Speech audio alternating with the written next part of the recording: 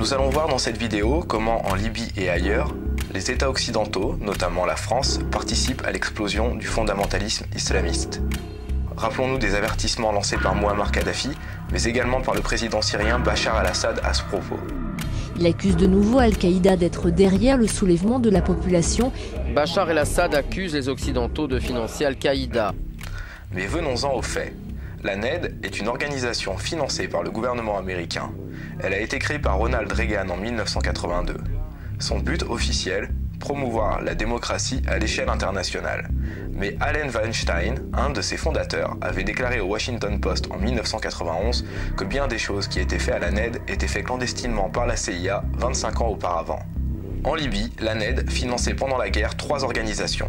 Ces organisations avaient très peu d'activité sur Internet. Il était donc très difficile d'obtenir des informations à propos de ces organisations. Mais en faisant des recherches dans divers pays occidentaux, j'ai constaté qu'elles étaient toutes les 3 enregistrées à Londres. Il s'agit premièrement du Libyan and Human Political Development Forum, de Arbar Libya et de Transparency Libya. Après avoir acquis les statuts de ces 3 organisations et quelques-uns de leurs rapports financiers, j'ai pu trouver les noms des personnes qui les avaient administrés. Et ce que j'ai découvert est vraiment très inquiétant, car ces organisations étaient en fait administrées par des individus recherchés par Interpol. La première personne est Shamis Achour. Il est né en 1946 en Libye et vit au Royaume-Uni officiellement depuis une trentaine d'années. On le présente souvent comme un journaliste d'opposition à Kadhafi ou comme un opposant en exil. Mais Shamis Achour travaillait très étroitement avec le CNT et les gouvernements occidentaux.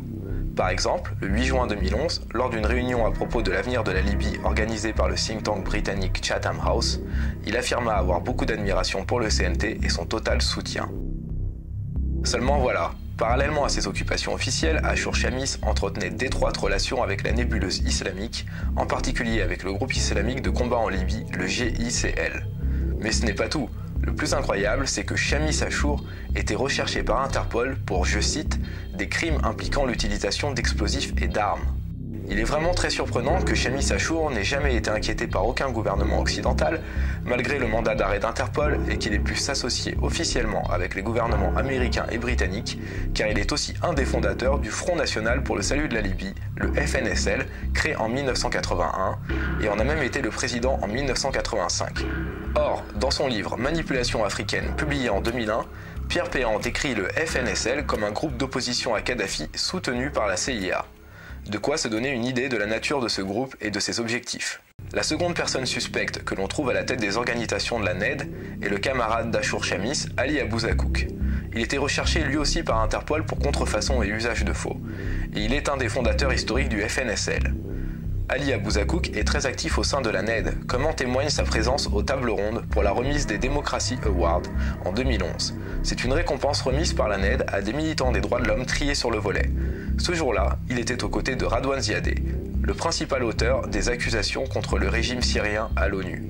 En définitive, les États-Unis finançaient en Libye des ONG à la tête desquelles ils avaient placé des personnes recherchées par Interpol et connues pour leur lien avec le terrorisme islamique. Il ne faut donc pas s'étonner ensuite que les médias occidentaux confondent terroristes avec militants des droits de l'homme. Justement, écoutons ce que disait Abdallah al-Senussi à ce propos, le 21 août 2011, devant les médias du monde entier.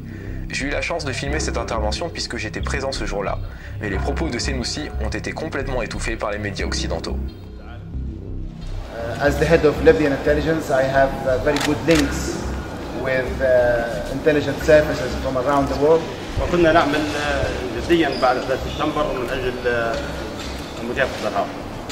And especially after the September the 11th attacks, we have been collaborating very well together. واشتغلنا مع بعضنا بشكل مباشر ان هناك تحالف دولي مضاد للارهاب وعلى الآلة وكنا يجب ان نجند جهودنا ونتخلص من الارهاب. We were told by the world that there is a war against terrorism and that all countries need to come together to fight this new evil. واعتقدنا هكذا. And we believe that. وزملائي مدراء المخابرات يعرفوا هذه الحقيقة. And my colleagues, the heads of intelligence services all around the world, know what I'm talking about. الآن اللي بيقود في عمليات الناتو في ليبيا هم جماعة القاعدة. Those leading NATO's operations on land in Libya are Al-Qaeda elements. هي الآن في وفاق واتفاق مع القاعدة، وأن ليبيا الآن تدمر من الناتو بتعليمات من القاعدة. The European and Western officials are lying to their peoples when they say they are fighting terrorism. In fact, they are fighting with terrorism against the Libyan nation and are following Al-Qa'ida's orders. Senussi était donc très clair lui aussi, et nous ne pouvons pas lui donner tort aujourd'hui. La Libye est en plein chaos, la Syrie est victime d'attaques de la part de ces islamistes radicaux que la France, les États-Unis et d'autres nations ont armés et soutenus. La communauté musulmane mondiale est elle-même victime de ce terrorisme. Posons donc la question, dans quelle voie la France s'est-elle engagée? Peut-elle continuer à soutenir des individus et des groupes recherchés pour terrorisme? Dans la seconde partie de ce documentaire, nous parlerons du rôle des ONG dans le lancement des guerres. Donc restez connectés, n'hésitez pas à regarder nos autres vidéos et surtout soutenez la réalisation du film Apocalypse France, le documentaire le plus brûlant sur l'état réel de la France. Merci.